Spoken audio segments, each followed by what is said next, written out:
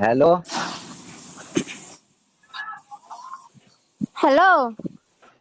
হ্যাঁ বলো। হ্যাঁ, কে হানিফ চাচা? হ্যাঁ বলছি, তুমি কে বলছো মা? আমি আর বলছি হানুর বৌমা বলছি, সেই শিমুলের মাঠ পাড়াতে বাড়ি গো চাচা। ও, তার নাম্বারটা কোথায় পেলে মা? নাম্বার পেলাম তোমার, ওই সেই মাছ আলা কাসেম চাচা আছে না, হ্যাঁ হ্যাঁ হ্যাঁ ওই তার কাছ থেকেই পেলাম। বলছি চাচা তুমি ফ্রিজ কিনেছো চাচা? হ্যাঁ হ্যাঁ হ্যাঁ হ্যাঁ। ও, তা কতদিন হলো? এই দিন 10 হলো কিনেছি। ও চাচা, একটা কথা ছিল। হ্যাঁ তা বলো। বলছি আমাদের এই মাঠ পাড়ায় না আমাকে কেউ দেখতে পারে না জানো, সবাই আমাকে ও দুশ্মনের মতন দেখে। আর লোকের কথা কি বলবো চাচা, আমার নিজের ঘরের লোকই দেখতে পারে না জানো।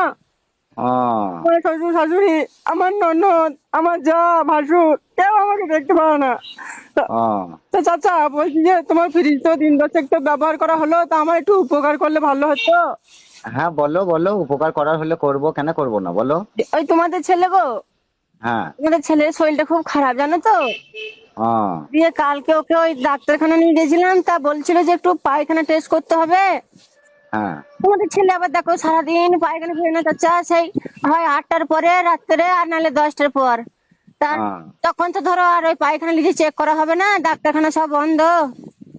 তা চাচা বলছিলাম যে ওই পায়খানাটা তোমাদের ফ্রিজে রাখা হবে একটু। এ খানকি মাগি, তোকে ওই জন্য লোকে দেখতে পারে না লো। খানকি, তুই যদি আমার সামনে যদি থাকিস, খানকি চুলের মুঠি ধরতে মুখ ধরতাম। এ খানকি, এ খানকি।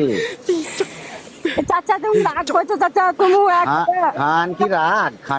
খানকি তুই আমার সামনে যদি থাকিস, তোকে চুলের মুঠি ধরে আমি পাকায় মুখ ধরে দিতাম।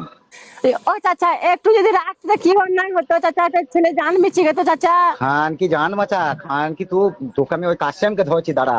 ওই কাশেমকে ধরছি, ওই কাশেম কেন তোকে নাম্বার দিয়েছে দাঁড়া। আর তোকে আমি ওই ওই শিমুলে আমি জলাম, তোর মুখ আমি তোর দূরে ধরবো দাঁড়া। চাচা এই চাচা তুমি অমন কাজ করো না চাচা, আমার হ্যাঁ। আমি চাচা। আমি আমি যাচ্ছিল খানকি দাঁড়া, তো ফোন রাখ, খানকে আমি যাচ্ছি, তোর চুলের মুঠি ধরছি দাঁড়া।